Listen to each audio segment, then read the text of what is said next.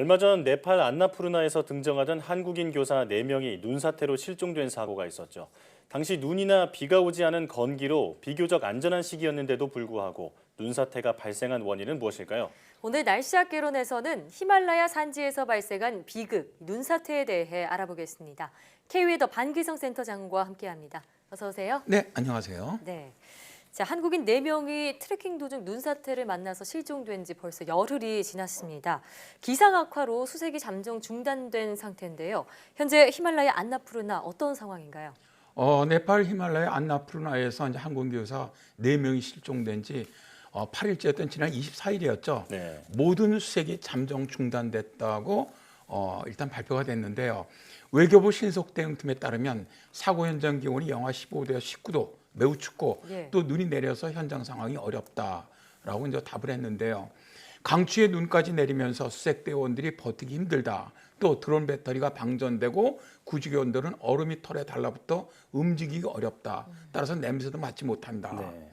또 이제 눈 속에서 열을 감지할 수 있는 드론 수색팀을 이끌던 산악인 어몽길 대장도 귀국길에 올랐죠. 네. 엄 대장도 실종자는 평균 10m 깊이 아래 묻혀 있을 가능성이 있다면서 더는 할 수 있는 게 없고 눈이 녹을 때까지 기다려야 한다라고 전했는데요.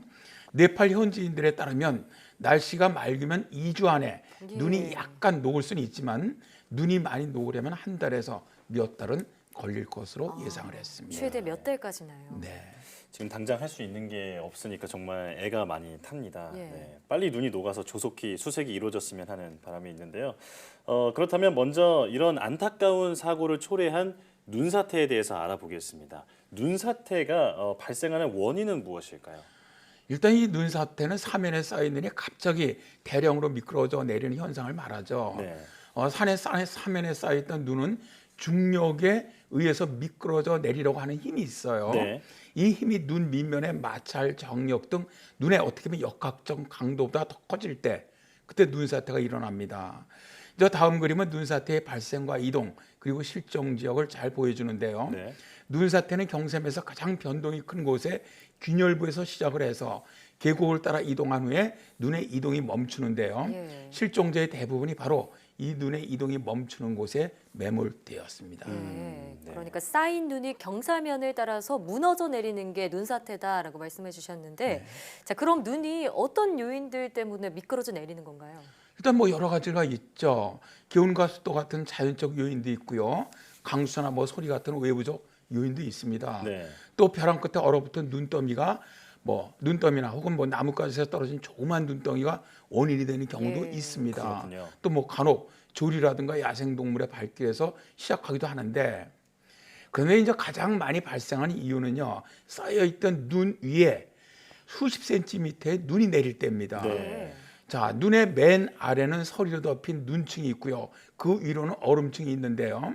맨 위쪽에 내린 눈이 20에서 한 30cm 높이로 쌓여 있다가 네.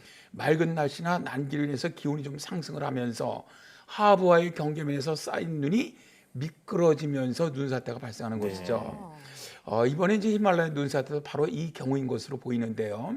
네팔 당국자들의 말에 따르면 계곡 깊이는 50에서 한 100m 가량인데 이곳에 눈과 얼음이 쌓인 상태였다고 합니다. 네. 그렇군요. 그러니까 얼음층 위에 서로 많은 눈이 쌓인 상태였고 그게 바로 눈사태로 이어진 것이죠. 네. 특히 이 지역은요 12월과 1월에 많은 폭설이 내렸어요. 또 사고가 났던 날도 많은 눈이 내렸었다고 합니다. 그렇군요.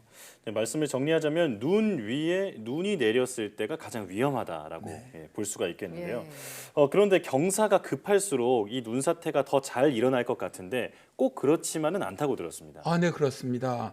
눈사태는 이제 통상 경사각이 한 30도에서 50도 정도 요 사면에서 가장 잘 발생을 합니다. 네. 이번 히말라야 눈사태가 난 지역 사진을 보니까 경사면이 한 40도 정도 되는 것 같더라고요. 네. 예. 그러니까 이보다 더 급한 50도 이상의 급사면 혹은 25도 이하의 완사면의 경우 눈사태가 잘 발생하지 않아요. 네. 겨울이면 자주 이용하는 스키장 슬로프도 30도 전후기 때문에 눈사태가 가장 많이 발생하죠. 네. 그래서 주의를 하셔야만 합니다. 네. 그렇군요. 자, 그럼 만약에 이렇게 눈사태가 발생했을 경우에 생존 가능성은 얼마나 될지 궁금하고요. 또 대처는 어떻게 해야 할까요? 일단 뭐 눈 사이에도 공기가 있고 또 어느 정도 공기가 통하고 있기 때문에 예. 숨을 쉴 수는 있습니다. 네. 그래서 눈사태에 묻혀도 얼른 파내면 살 수는 있습니다. 네. 대개 5분 이내에 구조를 하면 90% 생존 가능성이 있다고 보고요. 한 45분까지도 50% 정도 생존 가능성이 있습니다. 네. 하지만 한 2시간 정도가 지나면 생존 가능성이 뭐 거의 없다고 보죠. 아, 그렇군요. 만일 눈사태에 매몰된다면 양손을 가슴과 얼굴 쪽으로 엇갈리게 감싸면서 숨 쉴 수 있는 공간을 확보하셔야 하고요. 네. 신체 일부를 눈 밖으로 내밀 수 있다면 구조 가능성이 크게 커지기 때문에 구조를 좀 요청을 하고, 만약 완전히 매몰되었다면 체력을 소모하기보다는 구조를 기다리는 게 좋습니다. 네, 눈으로 뒤덮였다는 게 생각만 해도 정말 막막할 것 네. 같습니다. 확실하죠. 그런데 히말라야가 10월부터 5월까지 눈이나 비가 잘 오지 않는 건기라고 들었는데 이렇게 건기에 눈사태가 발생한 이유는 무엇일까요? 지금 안나푸르나 날씨가 보죠. 지난 몇 년 동안 좀 기상이변에 가까울 정도로 굉장히 거칠어졌다고 그래요. 네. 그래서 매우 위험해졌다. 이제 이쪽에 있는 산악 전문가들이 입을 모았는데요. 올겨울이 이례적으로 눈과 비가 많이 내렸죠. 히말라야 가장 가까운 네팔에서도 카트만두의 경우 12월 강수량을 보면요, 평균 강수량이 한 14mm 정도 돼요. 네. 근데 작년 12월은 무려 38mm의 비가 내렸거든요. 아, 네. 그러니까 평균보다 거의 한 2.5배 많은 눈비가 내렸던 것인데, 자, 이제 이처럼 지금 현재 네팔에서는 이상 기온이 많이 발생하고 있고요.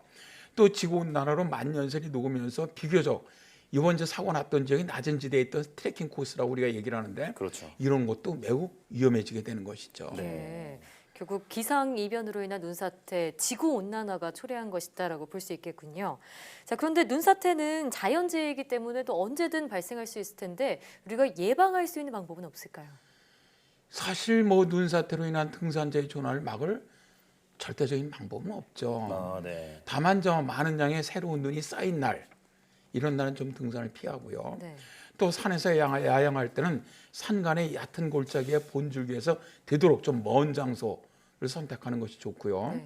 또 눈사태가 일어나기 전 비타민을 오를 때는 새로 내려 쌓인 눈의 안정 상태를 꼭 확인해 보는 것이 중요합니다. 네. 눈사태가 잘 발생하는 지형이 대개 V자형 암벽과 협곡을 이루고 있거나 경사진 사면이 길게 이어진 지형 같은 곳, 이런 곳은 좀 피하시는 것이 좋고요. 네. 그리고 대부분의 눈사태는 매년 보면 거의 비슷한 장소에 반복되거든요. 따라서 눈사태가 반복되는 지형에 대한 정보는 좀 사전에 입수해서 활용하는 것이 좋습니다. 네. 그래야겠네요. 앞으로도 좀 많은 분이 히말라야에 오르게 될 텐데요. 좀 이런 비극이 반복되지 않도록 철저한 준비가 필요할 것 같습니다. 네. 그렇습니다. 오늘 눈사태가 무엇인지 또 왜 일어나는지 자세히 알아봤는데 사실 말씀을 들으면서도 계속 안나푸르나에 있는 실종자들이 생각이 나서 애가 많이 탑니다. 네. 하루빨리 좋은 소식이 들려왔으면 네. 좋겠네요.